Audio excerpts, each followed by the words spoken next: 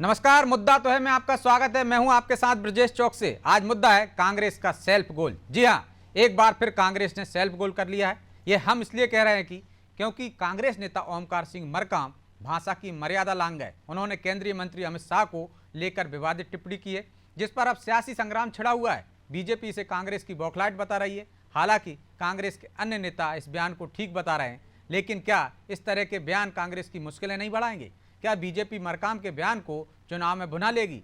आखिर इस डैमेज को कांग्रेस कैसे कंट्रोल करेगी? आज इन तमाम पहलुओं को समझने की कोशिश करेंगे, लेकिन पहले देखिए ये रिपोर्ट।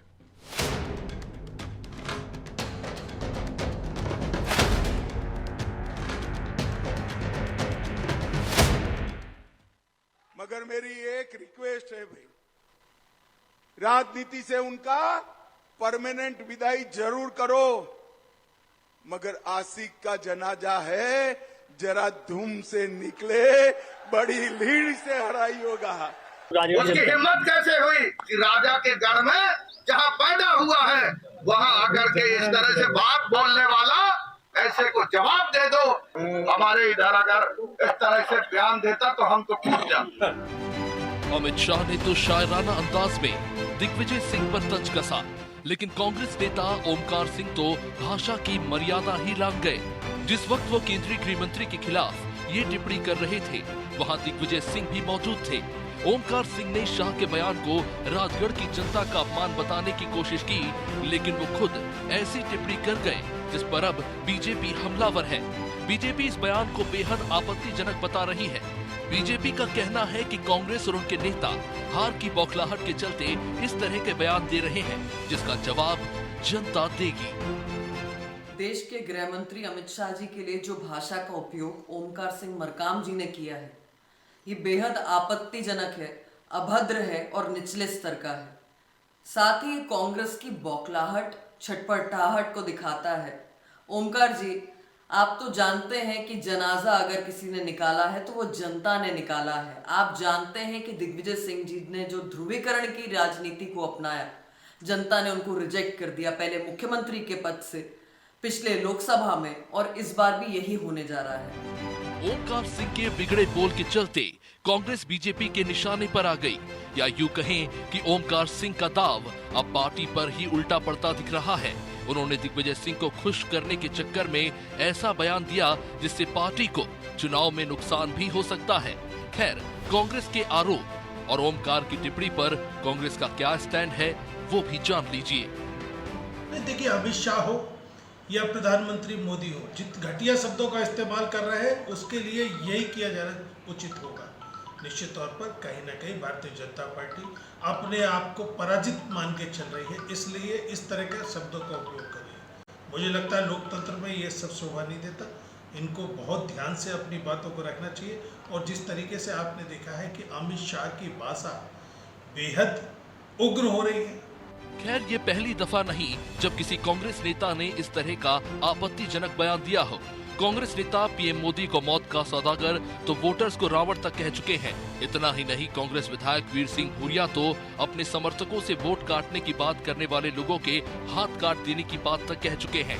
तो कांग्रेस के वरिष्ठ नेता राजा पटेरिया ने तो ये तक कह दिया था कि संविधान को बचाने के लिए जनता को प्रधानमंत्री नरेंद्र मोदी की हत्या के लिए तैयार रहना चाहिए, जिसके बाद उन्हें गिरफ्तार किया गया। हालांकि अब ओमकार सिंह मरकाम के बिगड़े बोल पर सियासी संग्राम छिड़ चुका है, जिसका असर चुनाव में कितना पड़ेगा, ये अहम सवाल है। ब्यूरो रिपोर्ट, अनादि टीवी।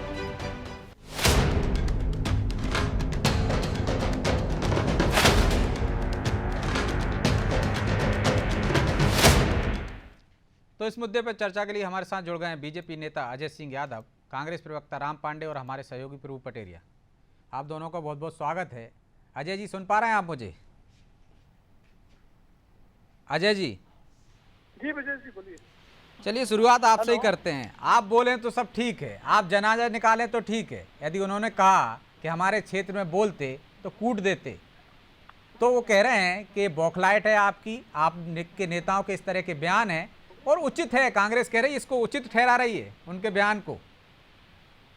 देखिए ब्रजेश जी, कांग्रेस पार्टी इस समय राजनीतिक रूप से और कांग्रेस के नेता मानसिक दिवालियेपन के दौर से गुजर रहे हैं। इसलिए कांग्रेस के नेता ऐसे बयान को ठीक ठहराएं तो इसमें कोई आश्चर्य की बात नहीं है। जब राजा पटेरिया जैसे लोग और कवासी लखमा जैसे नेता प्रधानमंत्री मोदी की हत्या जैसी बातें करते हैं और कांग्रेस के नेता उसको भी सही ठहराते हैं, लेकिन आज जिस तरह का बयान ओमकार सिंह मरकाम द्वारा दिया गया बेहद निंदनीय है। भारतीय जनता पार्टी इसकी निंदा करती है और उससे भी बड़ी बात यह है कि इस बयान के देते समय दिग्विजय सिंह स्वयं वहां बैठे हुए थे और इस बयान का एक तरह से मुक्त समर्थन कर रहे थे।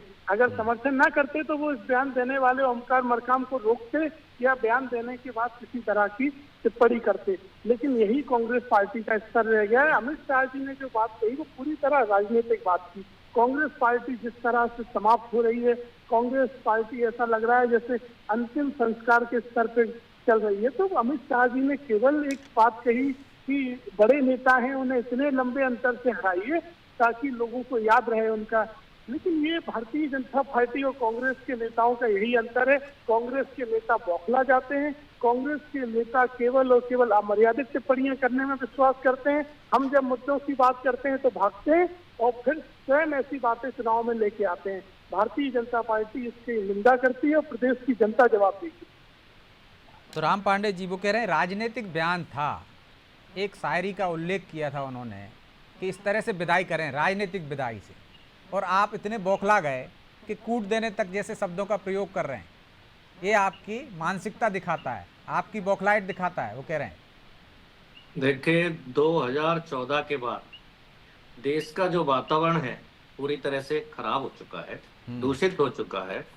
हर तरह का देश में पॉल्यूशन है, चाहे वो नॉइज पॉल्यूशन हो, डस्ट हो, वाटर हो, झूठ का हो, बिगड़े बोल का हो, पूरे देश को खराब कर दिया है भारतीय जनता पार्टी ने। 2014 के पहले 10 साल मनमोहन सिंह थे, 2004 से 2014 के बीच में।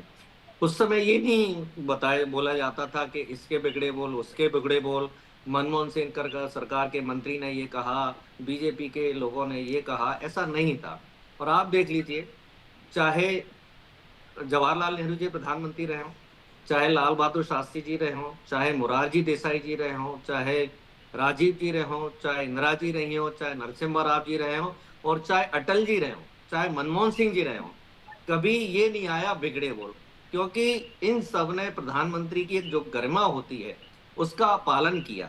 लेकिन 2014 के बाद क्या है कि प्रधानमंत्री जी ने उस गरिमा को तार तार कर दिया। प्रधानमंत्री जी ने गालियां देना शुरू कर दी, विपक्ष को गालियां देना शुरू कर दी।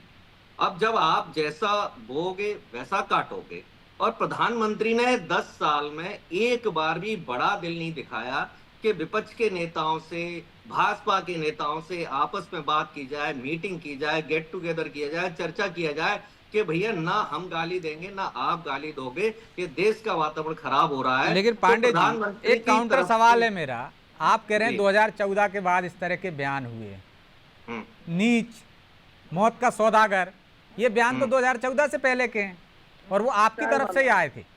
जी, ये बयान 2 हैं, अब ऐसे 2 लाख बयान हैं, तो 2 बयान और 2 लाख बयान में जमीन आसमान का अंतर होता है। बुराइयां हजारों साल पहले भी थी, झूठ हजारों साल पहले भी था, लेकिन 2014 के बाद बुराइयों की और झूठ की बाढ़ आ चुकी है। 2014 के बाद ऐसा नहीं है कोई बुराई नहीं थी, 2014 के पहले बुराइयां तब भी थी, सब कुछ था, लेकिन उसकी जो मात्रा है 2014 के बाद वो भयानक रूप से बढ़ चुकी है। और सारी बुराइयों की जड़ होती है झूठ। जहां झूठ बोलना जिस पार्टी में सिखाया जाए, जिस पार्टी का प्रधानमंत्री झूठ बोलेगा, तो सारी जो बुराइयां हैं वो झूठ से उत्पन्न होती है। जो झूठ बोलेगा वो चलिए अजय जी से जवाब लेते हैं। अजय जी, 2014 के बाद इस तरह की गाली गलौज की बातें आपकी तरफ से ज़्यादा हुई हैं। वो तो कह रहे हैं कि पेड़ वो अमूल का आम कहाँ से खा, तो शुरुआत आपने की है तो उधर से ही प्रतिक्रिया वैसे ही आएगी। जिम्मेदार आप हैं राजनीति में बिगड़े बोल के लिए। देखिए ब्रजेश जी, कांग्रेस पार्टी के नेताओं के झूठ बोलने से सच्चाई नहीं बदलेगी। प्रधानमंत्री तक के पद की गरिमा गिराने का काम किया कांग्रेस के नेताओं ने। प्रधानमंत्री जी की जाति, उनके परिवार की हैसियत, यहाँ तक कि चाय वाला तक बोलने जैसे शब्दों से कांग्रेस के नेता नहीं चूके। और उसके बाद कांग्रेस के नेताओं ने जो किया, जो करा, तो देश की जनता ने जवाब दिया, इसीलिए कांग्रेस पार्टी आज समाप्ति की तरफ आ गई है। और ऐसी समाप्ति में बौखला रहे कांग्रेस के नेता क्यों नहीं बताते हैं कि देश की जनता इन्हें क्यों नकार रही है। प्रतिदिन कांग्रेस पार्टी में नेता कार्यकर्ता पार्टी छोड़ छोड़ के जा रहे हैं। कांग्रेस पार्टी को ना आज कोई वोट देने के लिए तैयार है, ना कांग्रेस पार्टी से कोई चुनाव लड़ने के लिए तैयार है। कांग्रेस पार्टी में केवल और केवल अब अराजक तत्व बचे हैं, गुंडा तत्व बचे हैं, जो कि समाज में अराजक हैं, जिनके लिए कहीं कोई जगह नहीं है। केवल ऐसे लोगों की पार्टी बन के रह गई है। और निंदनीय है कि ओमकार मरकाम जैसे बयान की कांग्रेस के नेता बचाव कर रहे हैं, तो कांग्रेस की इसी से मानसिक स्थिति का पता चलता है। राजा पटेल और कवासी लखमा का भी बचाव करिए आप, तो यही आपका राजनीतिक स्तर है। मुद्दों से आप हंसते हैं, देश की जनता में आपकी कलई खुल गई है।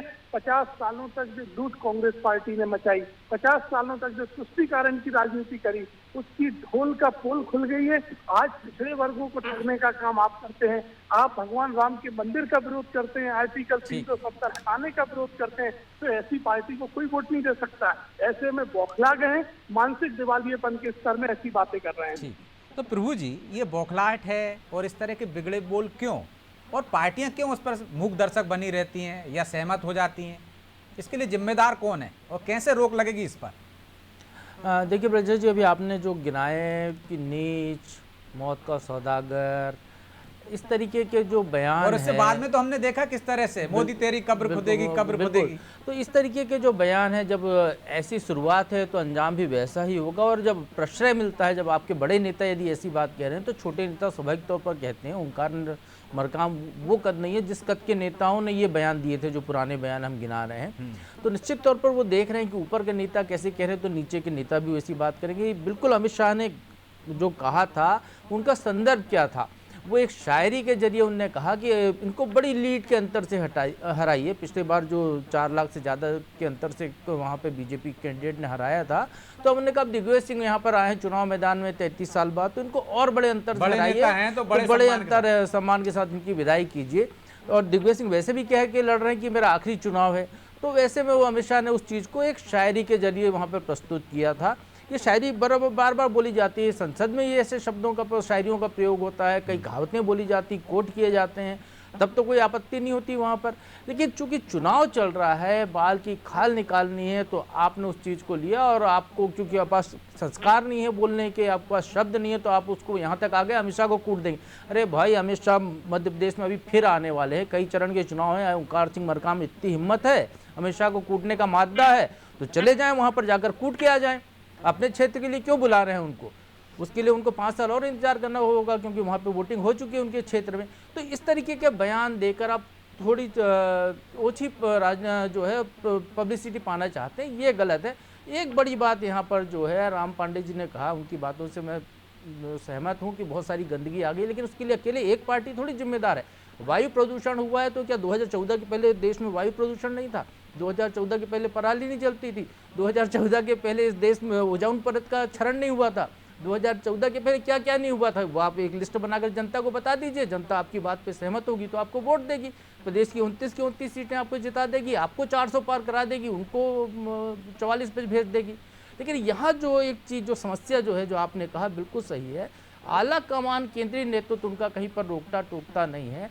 आप ऐसा कूट देने वाले बयान देकर दिग्विजय सिंह के नंबर नहीं बढ़ा रहे हैं, वो दिग्विजय सिंह के वोट और कम करने की कोशिश है। यहाँ पर वो नुकसान दिग्विजय सिंह को पहुंचा रहे हैं, लेकिन नंबर बढ़ाने के लिए दूसरे तरह के बयान भी आ रहे हैं। अब जिस पार्टी जनाजा नहीं निकलता, ब्रजेश जी, जिस पार्टी के बड़े नेता जिनके नाम पर चुनाव लड़ रही है पार्टी, वो यदि देश के प्रधानमंत्री के लिए ऐसे शब्दों का प्रयोग करें कि वो मुझसे डर गया है, सम्मान के शब्द का यदि प्रयोग न करें, वही व्यक्ति के लिए जब संसद में उनसे गले मिलने जाते हैं और उसी व्यक्ति के लिए चुनाव आता है तो ऐसे शब्दों का प्रयोग करते हैं, तो निश्चित तौर पर नीचे वालों को तो प्रश्रय मिलेगा ही मिलेगा। चाहे दोनों दलों, एक जमाना वो था जब अटल बिहारी वाजपेयी ने कहा था कि मैं जो है अविवाहित हूँ लेकिन मैं कुंवारा नहीं हूँ, उसको लेकर किसी विरोधी दल ने कोई आपत्ति नहीं ली थी, क्योंकि शब्दों के संस्कार हुआ करते थे कहने के। आप आरोप लगाएं शब्दों की मर्यादा रखते हुए।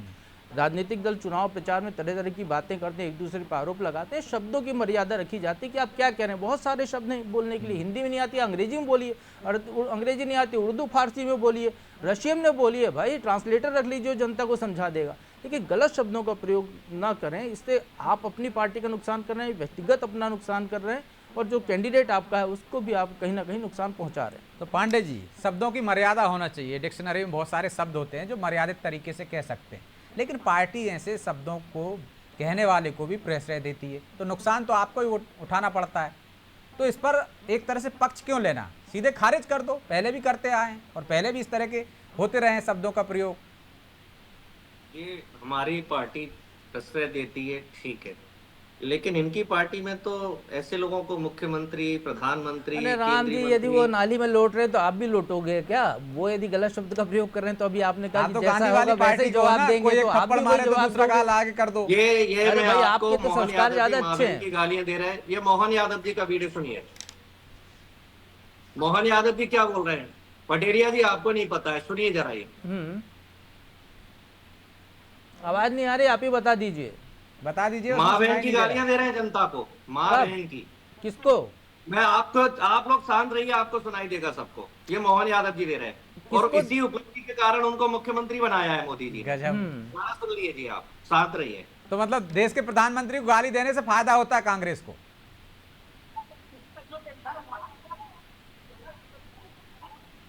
इस वीडियो की पुष्टि कैसे करोगे राम पांडे जी? मतलब हर बात की पुष्टि आपको, एक तो पहली बात पटेरिया जी आपके एडिटर हैं और इन्हें ये कुछ भी जानकारी नहीं है बीजेपी क्या बोलती है क्या नहीं बोलती। पटेरिया जी को बस इतनी जानकारी है कांग्रेस क्या बोलती है। गिरिराज दंडोतिया ने कहा कमलनाथ जी हमने तो उनके उदाहरण गिनाए ना भाई। के गिनाए आपके ही लोग कह रहे हैं ना की बातें की है। नहीं की है। आपने जिस तरीके से सैम पित्रोदा ने कहा विरासत वाला बयान दिया, सैम पित्रोदा ने, तो आप कहें उनका निजी बयान है, यहाँ पे भी भूल जाइए। नहीं बोलने देंगे ना, आपका चैनल है पटेरिया जी मालिक। अरे नहीं, आप बोलिए राम जी, आपको नहीं रोक रहे हैं, बोलिए।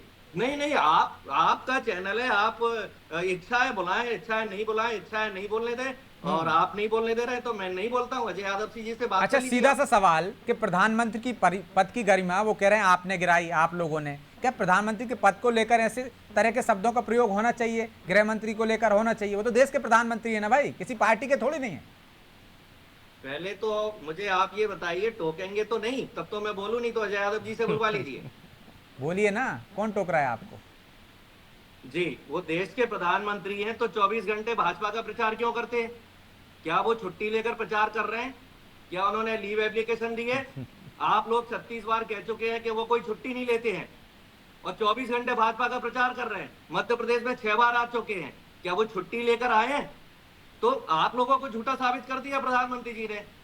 अभी कर्नाटक में, अभी आप कह रहे हैं वो चुनाव क्यों जीत जाते हैं? वो एक बलात्कारी जिसके 3000 वीडियो आ चुके हैं, जिस पर किसी चैनल पर डिबेट नहीं चल रही है, और मोदी जी उसका चुनाव प्रचार करने जाते हैं। मंच पर उस बलात्कारी के समर्थन में नरेंद्र मोदी जी कह रहे हैं कि इसको वोट दोगे तो मुझे मिलेगा, इसको वोट दोगे तो मैं प्रधानमंत्री बनूंगा। क्या नरेंद्र मोदी जी को एक बलात्कारी का चुनाव प्रचार करना चाहिए? 3000 वीडियो जिसके पास है।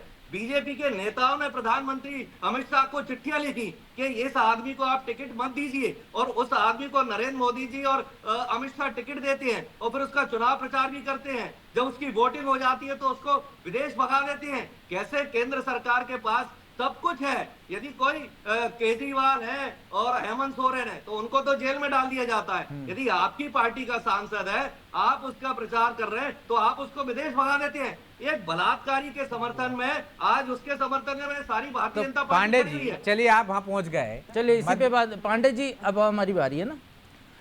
वो जो जिसका भी सांसद का नाम ले रहे हैं वो बीजेपी का सांसद है, पहली बात तो ये क्लियर कीजिए। आपने कहा आप बीजेपी क्यों का बचाव कर सांसद रहे हैं? आपके बीजेपी के अब प्रवक्ता बोलो तो फिर आप कह रहे नहीं, आप जो है गलत नरेट कर रहे हैं राम जी। आपको मैं करेक्ट कर रहा हूँ, मैं आपको करेक्ट कर रहा हूँ। इसके पहले वो आपकी पार्टी के साथ गठबंधन था। आपके जो सिद्धारमैया जी हैं उसके लिए वोट मांगने जा रहे थे, आपके राहुल गांधी वोट मांगने जा रहे थे। ऐसी बातें मत कीजिए, जो मुद्दा है उस पर बात कीजिए। आप इधर उधर की चले जाएंगे। आप भी कर रहे हैं।